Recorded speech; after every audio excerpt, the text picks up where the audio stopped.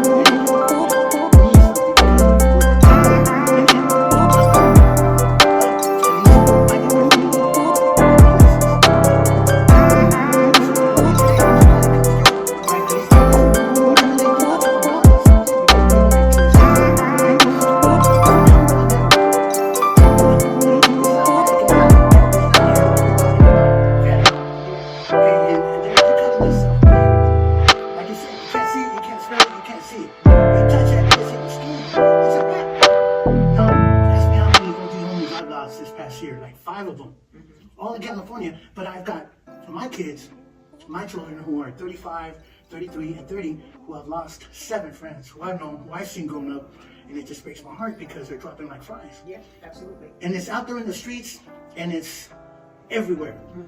And so anybody out there who's at a party, hanging out, want to get that little bump, feel me? Just because you're going to the club and you want to have a good time. It might be your last bump. You know, you're only 1 hit away from dying. So you ask me, what is it that I have to tell them? You're 1 hit away from dying. It's not like how it was when we were growing up, and it was tough then. But now, see, there's no guarantees. Yeah. You know, I actually had a friend myself that went out to a party. Was invited by a close friend, was invited to a party, and someone laced a joint that he was smoking, and he almost passed, but he didn't. But he's paralyzed from his waist down behind the drug. He has a speech impairment. He he can't talk. He's stuttering. He's going through so much right now. He's very, very dear to me. He's like a brother. And I've had about 20 people here just in Reno, Nevada, that have came to me that has showed me pictures and photos of of their child that they have lost, that was celebrating their birthday, and to a fentanyl kill and actually cost them their last birthday. Well, I can tell you this about the 775. When I was growing up, it was 702. But Reno, despite the fact that it's grown so much, Reno has never been a joke. Reno's 24/7. You feel me? It's day and night. And this was the real deal. From the 1940s up, way before Vegas. And it's got that live it up energy, attitude, and everybody wants to be a gangster here. And I'm not mad at you, do your thing, but things aren't like what they used to be. And so, being black, being brown, I know you guys feel what I'm saying, but there are other ways. If you really want to make it in life, and you don't want to do it, the way I've done it now, which is through school, because it's not for everybody. Be very smart on the choices you make, because every choice has a consequence. And if you're out there, you have to remember, it's hard to find friends or good people that care about you. Misery loves company. And if you don't have, and I say this because I was the worst, man, I was tough. But I also was the kind of victim and weak individual who cared a lot about what people thought, bro. And I was always peer pressure. See, I didn't want to be weak. I didn't want to be the punk. So I was bullied in a sense, because what people thought about me mattered. Who cares? Yeah, exactly. Who cares? and that, that's the truth. You shouldn't be caring about what other people think. You should be caring about what you think and making the right choices, not only in friends and your education and getting a job and having a future, be surrounded by your family, around loved ones. Because these days, I don't even know if there's friendship in the streets no more, because these people in the street will turn on you faster than... That's true. Not everybody's street savvy. Now, if you're like me, you can read and smell and see a skunk coming from a mile away. Yeah. Now, I've got about 200 fights in the streets, and at 54 years old, I can still get down. I don't know about you, but if you have that, good for you. But not everybody has that, you see. Not everybody has what it takes to whether you did it or not. The minute they arrest you, they take you to that room and say, well, you didn't do it. You did. See, once you say you didn't do it, and they say who did, that's how now you're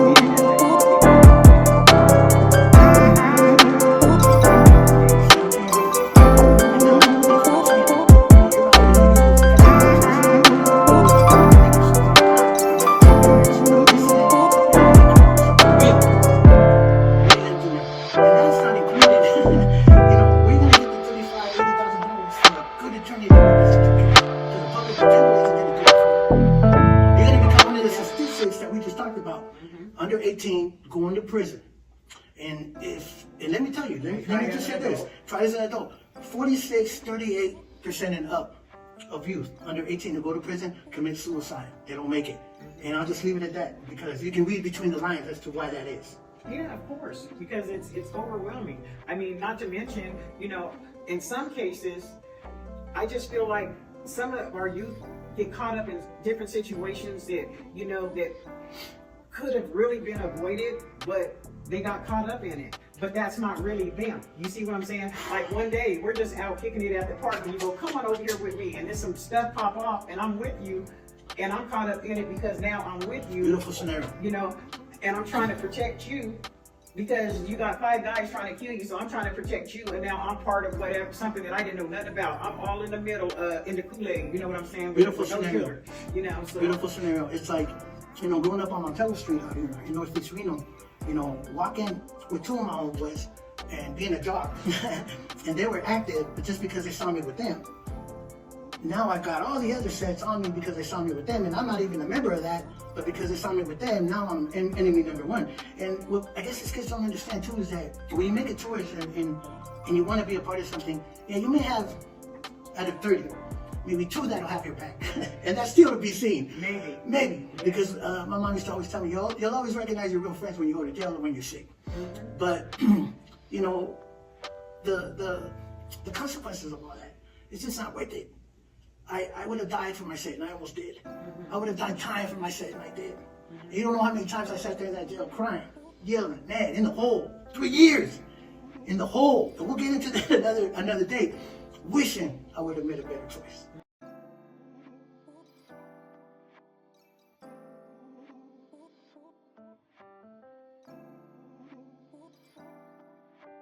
All right, and you're tuned in to It Just Got Real TV with Pearl J and Chakali.